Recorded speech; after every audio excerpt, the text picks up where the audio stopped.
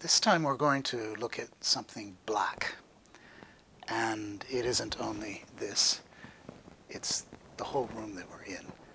This is my house, Chiiori, which is an old thatched house in the mountains of Shikoku, in a place called Iya Valley. And I bought this place when I was in college, which is nearly 50 years ago, and I've been coming back ever since. And the thing about Chiiori is that these old houses had floor hearths. We're now burning charcoal, which they also burned in the old days. But of course, usually, they would burn big logs. So it was like having a campfire in the middle of your house. And that smoke and the clouds of ash and everything that it created turned this house black. In that black room is one of my favorite objects, which is this. And it's called a sumikeshi-tsubo, which means a charcoal quenching jar. And that's what it was for. You would burn your charcoal, or even take the charcoal from the logs that had been burning in the Chiiori hearth, open the lid, put them in the jar, and save them overnight. Well, that's where we start, but let's see where else this blackness is going to lead us.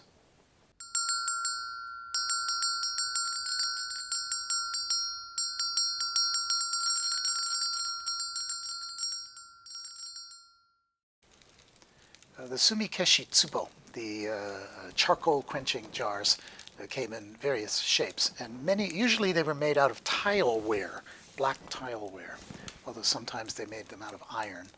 And they could be round and sort of fat and round, like my lovely shiny one, or they could be convex. They could be larger or smaller. So they're different sizes, but they were all, of course, for storing the sumi when you were no longer burning the fire in the Chiiori. And the thing about the Chiiori is once you become accustomed to it, of course, you also learn the secrets of how to lay those logs, how to lay the sumi. The sumi is the word for charcoal, so that you get a nice upward burning flame. And that's a little bit of a skill. But once you learn how to do it,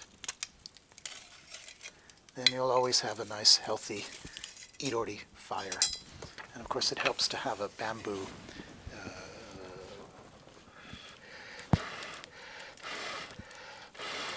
tube like this. The heat from the fire goes up and warms the tea that's in this iron kettle, and that would be always ready for guests. So the Chiiori was the heart of the family. It's where you talked, ate, laughed. We would stay up late telling ghost stories.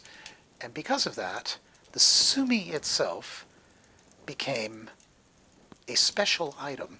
In fact, for Iya, it was the only source of any kind of outside income. People would create sumi, wrap it up in straw, put it on their backs, walk for a day through these mountains to the nearest village or town, and then they would sell it for their tiny bit of income. And so sumi was a luxury item. It wasn't, we now think of it as something, you put in your charcoal brazier and do a barbecue. But in the old days, sumi was pretty special. And so it developed in some very interesting ways. From the Chiiori, charcoal went on to have a life of its own. People started to value the look of the charcoal, and so they would fire it so you can see the bark. You can see what they would call the chrysanthemum pattern of the charcoal. And they would make it out of different materials, such as bamboo. You can still see the joint of the bamboo here. This could be used actually as paperweights.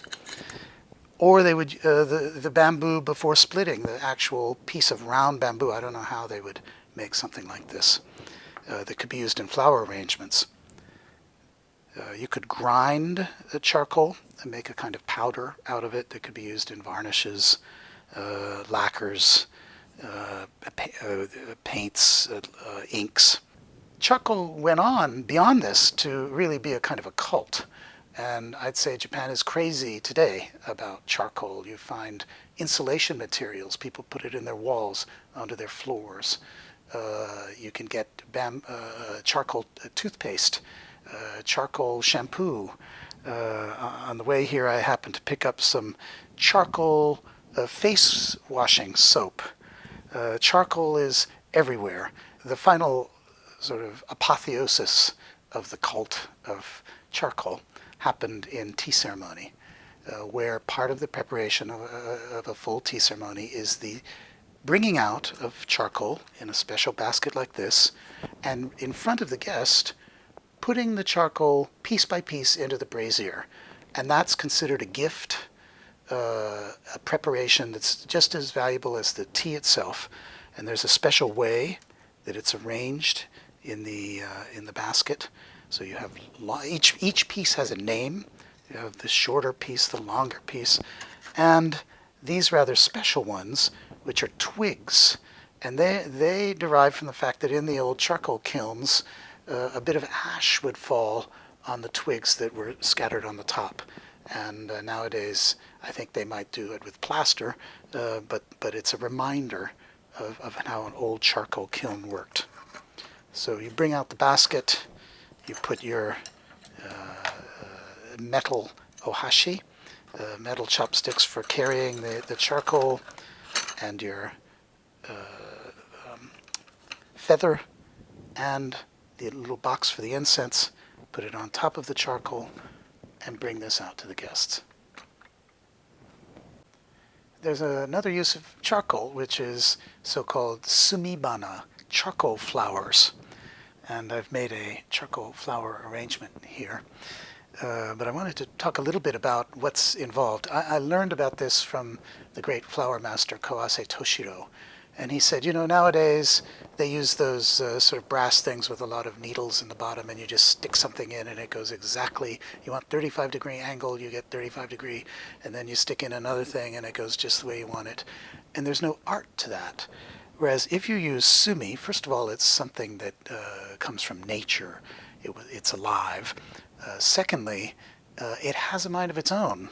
When you create a sumibana arrangement, you've got to actually deal with where the holes in the sumi, and they have their own pattern and their own angle, and they're going to go the way they want to go. You can't force it. And so that means there's a kind of a dialogue between you and the sumi. And that's how you create a sumibana arrangement.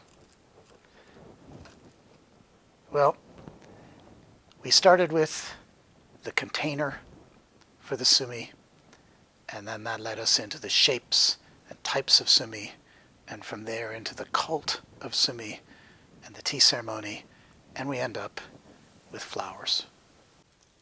One of the things about old Japanese life is it's the original recycling culture, and nothing was wasted. Scraps of old cloth were woven again into kimonos. Even old letters would be twisted into threads and woven into cloth. Everything was reused. That was very much true of sumi, because sumi was precious, and you didn't just let it burn away into ash. And so they would take their sumi and put it into the sumikeshi-tsubo, where it would remain until the next morning, making really these sumikeshi-tsubo a sort of environmental or ecological symbol, when you think of it, of treating everything, even charcoal, as something precious, not to be wasted, something which can still be used again.